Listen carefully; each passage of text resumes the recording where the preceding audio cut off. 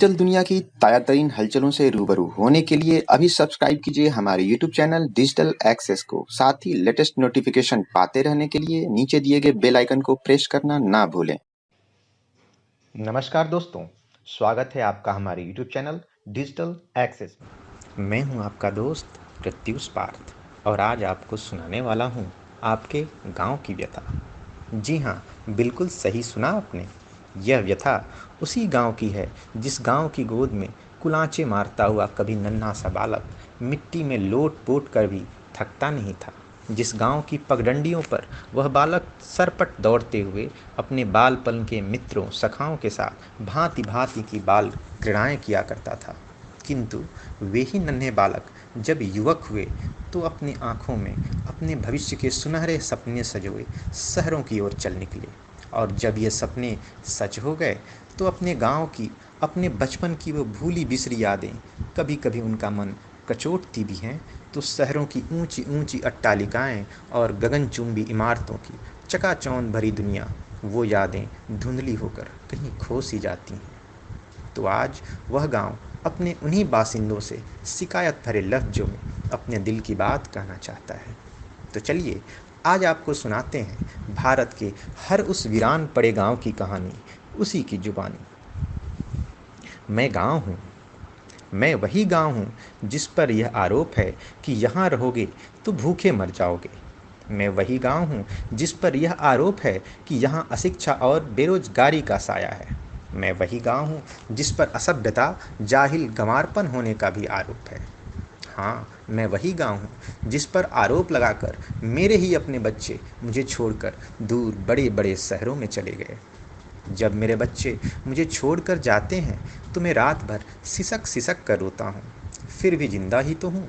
मन में एक आस लिए आज भी निर्निमेष पलकों से बाँट जोड़ता हूँ। शायद मेरे बच्चे कभी वापस आ जाएँ।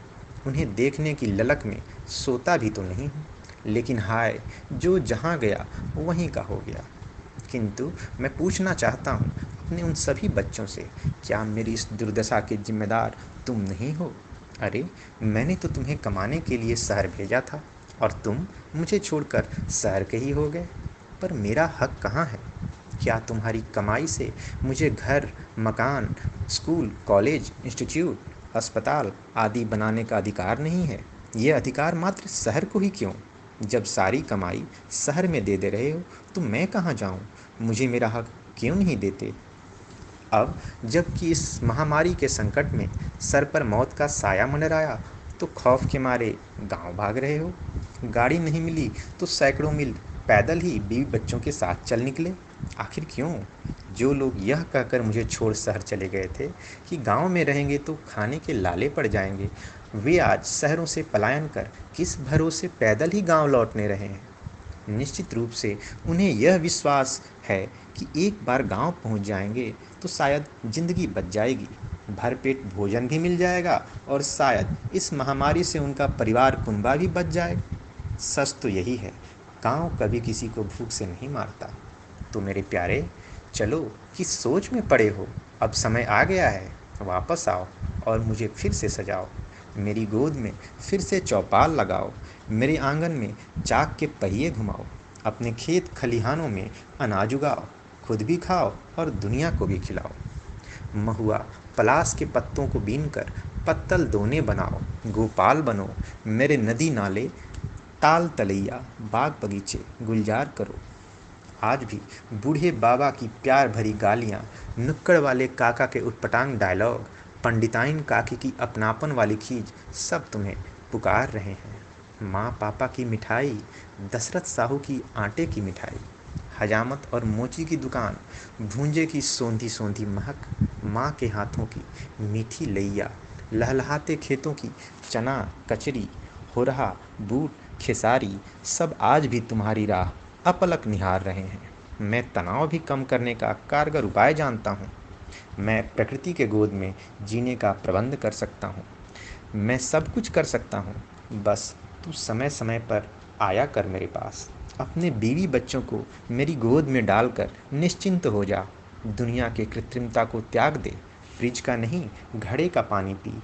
त्योहारों समारोहों में पत्तलों में खाने और कुल्हड़ों में पीने की आदत डाल। अपने मोची के जूते और दर्जी के सिले कपड़े पर इतराने की आदत डाल। हलवाई की मिठाई, खेतों की भरी हरी सब्जियां, फल फूल, गाय का दूध, बैलों की खेती पर भरोसा रख। तेरा जीवन संकट से कोसों दूर रहेगा। हमेशा खुशहाल जिंदगी चाहता है तो मेरे लाल, मेरी गोदी में आकर कुछ दिन खेल लिया कर। फिर तू भी खुश और मैं भी खुश। मैं गाँव हूँ, हाँ, मैं वही गाँव हूँ जिस पर यह आरोप है कि यहाँ रहोगे तो भूख से मर जाओगे। तो दोस्तों, आपको यह कहानी कैसी लगी? अपने मन के विचार नीचे बने कमेंट सेक्शन में हमें ज़रूर बताएं। और अगर आपको यह हमारा वीडियो पसंद आया तो इस चैनल को सब्सक्राइब करना ना भूलें। और इस कोरोना के संकट में सदैव एक दूसरे के साथ रहें, सदा स्वस्थ रहें, प्रसन्न रहें और हाँ, घर में रहें। धन्यवाद। जय हिंद।